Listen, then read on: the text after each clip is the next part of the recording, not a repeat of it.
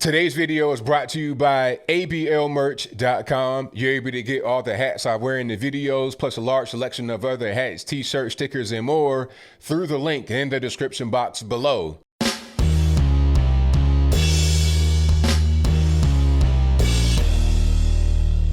How's everybody doing? My name is Anthony Brian Logan, and today we got to talk about a little dust up between Donald Trump and a Chinese reporter during yesterday's virus press briefing.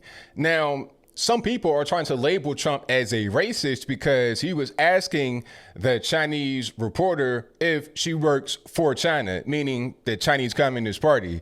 She says no, she's talking about working for Hong Kong or a Hong Kong-based company. And he's like, okay, well, is that owned by China? And people are trying to say maybe he's a moron because maybe in their mind, they think a Hong Kong-based company cannot be owned by China. I'm not really sure. But before I get into that, let's go ahead and roll the clip.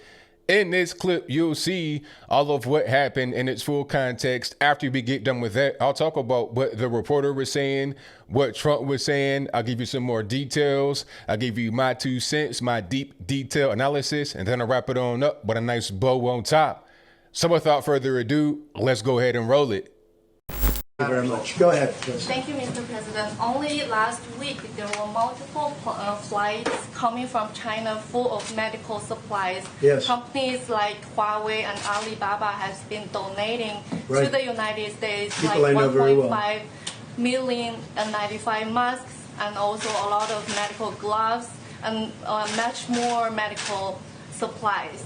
Sounds like a statement more than a question. And Chinese Ambassador Cui Tiankai last night wrote an op-ed on New York Times calling to cooperation with the United States. So are you personally working directly with China? We just signed a trade deal. Also fighting with the It's the virus? biggest deal probably ever made. And I hope they're going to honor that trade deal. If they don't honor the trade deal, then I'll tell you a different answer. But I think they will. They're going to spend billions of dollars for agriculture. They're going to spend billions of dollars for many different things, whereas China medical never spent supplies. money in our country. We spent money. We had a deficit, a trade deficit with China for years of $500 billion, $400 billion. We had the biggest trade deficits in the history of the world with China. Now China's going to spend a lot, has agreed to spend $250 billion, many billions of dollars in our country, much of it going to farmers and manufacturers. So I'll let you know. I mean, I hope they're going to honor the deal. We'll find with out. China, are you cooperating with I don't China? know. Who are you working for, China? You work for I'm China or are working you with a for Hong newspaper? Kong. Who are you with? Hong Kong Phoenix TV. Who owns that, China? It's Is it owned by based in China? Hong Kong. No, is it owned by the state? No, it's not. It's a private owned company. Okay, good. Okay. Look, I'll let you know. I'll give you a good answer to that in a few months. I wanted to see what they do. Because it's time for them to help us, okay? It's time right now for China to help us. And hopefully they do. And if All right, so you saw that, you heard that. Now, I'm not really sure where to begin. I guess the appropriate place to start would be the elephant in the room. The reporter says, okay, I work with Phoenix TV. It's based in Hong Kong. Is that really true? Sort of, but not really. Phoenix TV may be based in Hong Kong, but is it a station that represents Hong Kongers? Do Hong Kongers watch it, or is it kind of an extension of the Chinese Communist Party? Let's dig into the background of Phoenix TV, and I think we'll get a clearer picture of what's happening. Now, there's one key figure we got to talk about here, and that is a guy by the name of Lu Xianglei. Hopefully I'm not butchering his name, but this guy used to be a reporter for the Chinese Communist Party. I mean, directly for the CCP, not for some kind of, third degree separation offshoot entity. No, he was a journalist, reporter, whatever you want to call it, straight for the CCP. Okay, he has strong ties to Beijing, which is where the Chinese government is. It's the capital, Beijing. Now, this guy is the COO of Phoenix TV based in Hong Kong, and the CEO of a company called Phoenix New Media, which is, I guess, the parent company of Phoenix TV, and that's based in Beijing. Okay. Ownership. There's a company called China Mobile, which is straight run by the Chinese government that owns a large portion of Phoenix TV and or Phoenix New Media.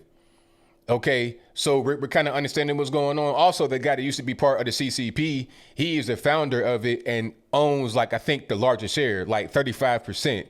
I think there's a graphic somewhere. I'll place that on the screen before you. So when Trump asked, okay, are you from China? What's going on? And then the reporter said Hong Kong. And he's saying, well, is it part of the Chinese government? He's right on point. And it was funny to see him kind of get the wheels turning about where this person is from. He kind of like leaned over a little bit and was looking like, at that point, he's like, okay, I see what's going on here. We have a Chinese operative in the White House.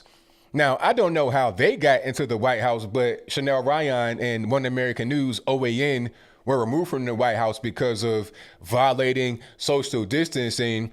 But you have a Chinese operative in here talking about, oh, no, I'm from Hong Kong, when really you're just an asset of the Chinese Communist Party. Okay. And I knew what was going on from the very beginning because of this whole pro-Chinese rhetoric from the jump, talking about, oh, Alibaba and all this, that. It's like, okay, are you trying to just give a message of Chinese positivity, or are you going to ask me a question?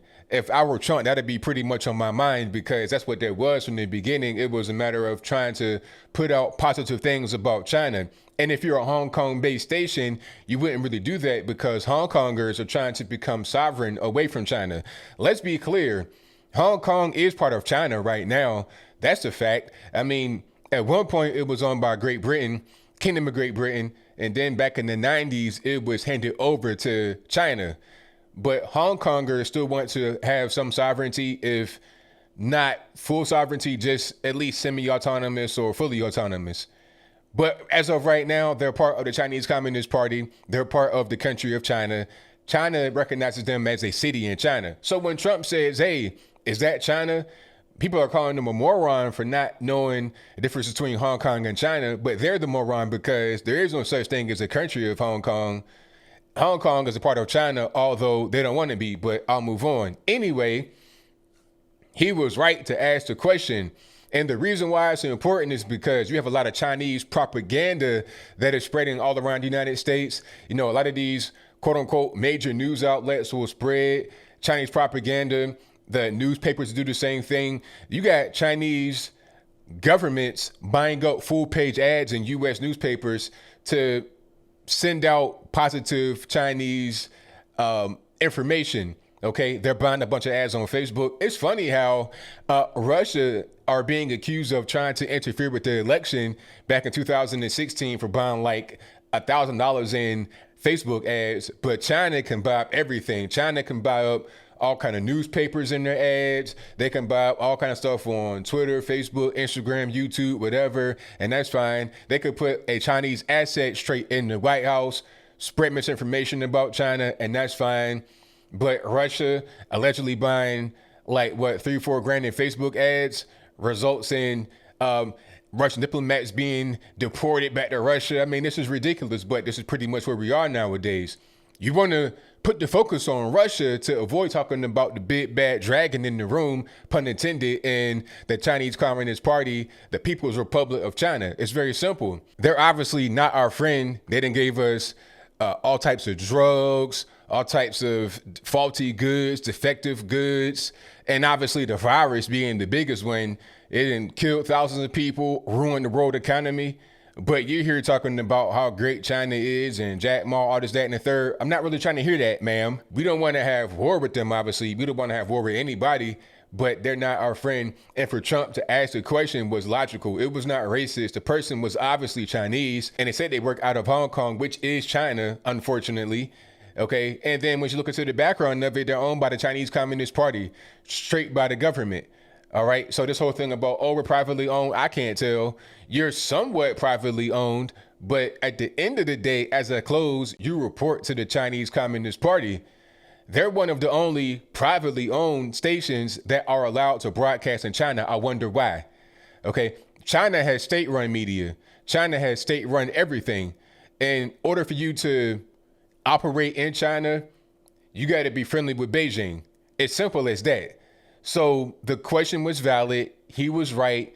Anybody talking about he's a moron for not knowing difference between Hong Kong and China, you're the moron. Anybody saying that he's racist, how can it be racist when the question was valid and he's right? But I think I'll leave that right there for now. And what say you? Do you think that it was appropriate for Trump to ask the Chinese reporter if she works for China? If that's your viewpoint, let me know why in the comments below. Or was it inappropriate? How dare he ask a Chinese person if they work for the Communist Party of China? Okay, especially when they were saying certain things. It's one thing if you're just Asian and you're asked, are you from China? It's something different when you come in with this whole big spiel about how great China is and how much they help and how much to do for America, all this, that, and the third. Talking about, oh, do you want to work with China? Do you want to cooperate with them? That right there is a red flag that this person is a Chinese operative. So he's asking the question and he was right. But is it wrong to just use your brain a little bit, put two and two together, put the pieces of the puzzle together to figure out what's going on? Is that frowned upon nowadays? Whatever your thoughts are, please let me know in the comments below. And that's all I got to say for this video. If you like what you heard, please comment, rate, share, and subscribe. Peace.